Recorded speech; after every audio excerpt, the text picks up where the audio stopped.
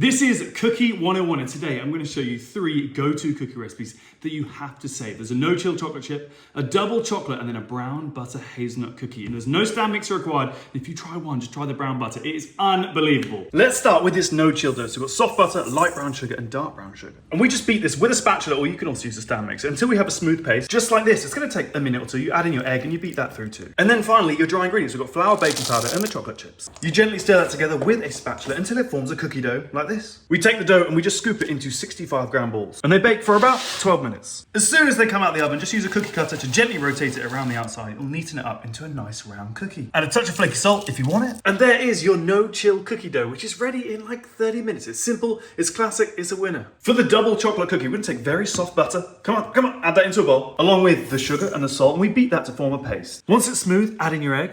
Then stir through your dry ingredients, plain flour, cocoa powder, and baking soda. And of course, more chocolate. And it should form a nice chocolatey cookie dough like this. We take the dough, I'm going to shape it into little 65-gram pucks and into the oven to bake. When they come out of the oven, work quickly using a cookie cutter to gently round them. Add more chocolate on top, and of course, a little flaky salt. And there is your double chocolate cookie. This is slightly decadent, fudgy in the center, and it has that soft melted chocolate on top. For the brown butter cookies, we need to make, well, brown butter. So you just put it on a medium heat and keep stirring it. After 5 minutes, you'll end up with brown butter. You're gonna pour that into a container and you're gonna cool it to room temperature.